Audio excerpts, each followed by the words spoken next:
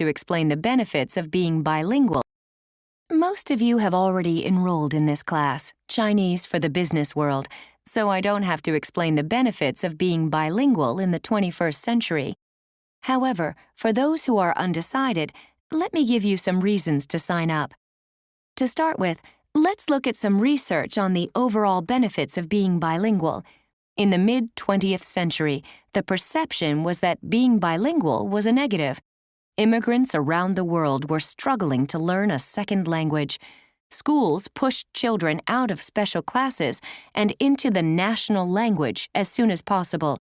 Many parents stopped speaking their first language at home so their children could adapt more quickly. As a sad result, many second-generation immigrants now can't communicate with their grandparents or even their parents. Thankfully, studies have since revealed that bilingual skills have a significant positive impact on the human brain. Evidence now suggests that the bilingual experience helps develop attention processes that we use for planning, solving problems, and performing intense mental tasks. The New York Times had a recent article titled, "Why Bilinguals Are Smarter." It cited a Spanish researcher who found that bilinguals are more efficient at monitoring tasks. A neuroscientist from California provided new insights into the brains of the elderly. She found that individuals with a higher degree of bilingualism had fewer memory problems in old age.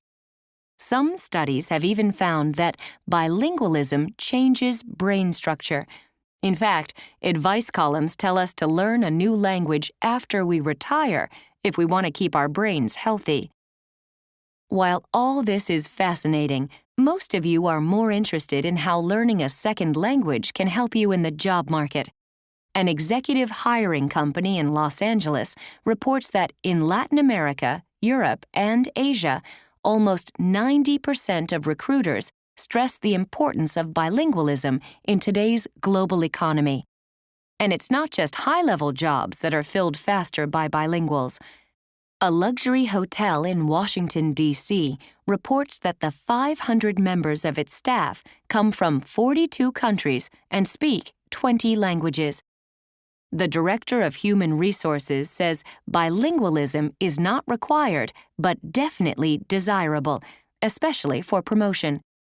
According to Business to Community, the top languages to learn are Arabic, Chinese, English, and Spanish. Forbes lists critical thinking and problem-solving as the top 2 skills that will get you a job. Remember, research shows that bilinguals excel in those skills.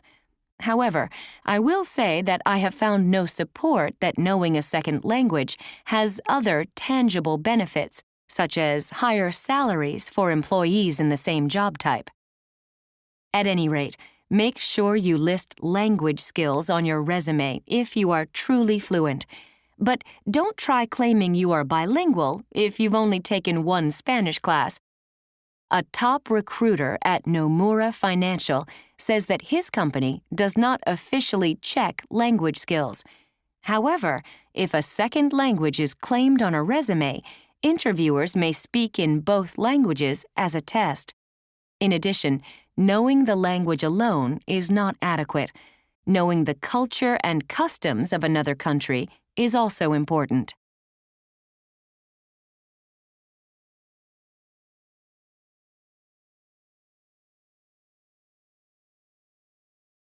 Listening to songs can help language recovery after stroke. After a stroke, people can lose the ability to speak or even understand language. This can be treated with therapy, but if therapy is started too late, it might not work. Now, researchers in Finland think they've found an easy way to kickstart language recovery: listening to vocal music. Not being able to speak or understand language after a stroke greatly affects people's quality of life. Luckily, aphasia can be treated with language therapy, as long as that therapy happens shortly after the stroke occurred. But some patients will need more time in hospital before they can start language revalidation, or don't have easy access to it for another reason. They're missing that crucial window where the surviving neurons in the area where the stroke occurred can form new pathways. One way to encourage neuroplasticity, the ability of neurons to adapt, is through music. Researchers in Finland have used that knowledge to test a simple way to start rebuilding the language pathways in the brain after a stroke. Working with people who recently had a stroke, they let them choose either instrumental music, vocal music, songs, or audiobooks to listen to in the first few months after their stroke. They worked with a music therapist who helped select and provide the audio files for each patient. That way the researchers didn't know which patients was listening to which type of audio. Their first discovery was that the group that listened to songs showed better language recovery than the group that only listened to instrumental music or only to spoken word. But what was causing the difference? To find out, they analyzed different types of brain imaging data from the same group of stroke patients and discovered that the brains of people who listened to songs were creating more new neural connections in the language region. The structure and function of their brains was adapting better to the changes after stroke than that of the people who listened to audiobooks or music without vocals. For the first time, we were able to demonstrate that the positive effects of vocal music are related to the structural and functional plasticity of the language network, said postdoctoral researcher Aleksi Sivonen, who led the study, in a statement to the University of Helsinki. He adds, this expands our understanding of the mechanisms of action of music-based neurological rehabilitation methods. It's very easy to provide our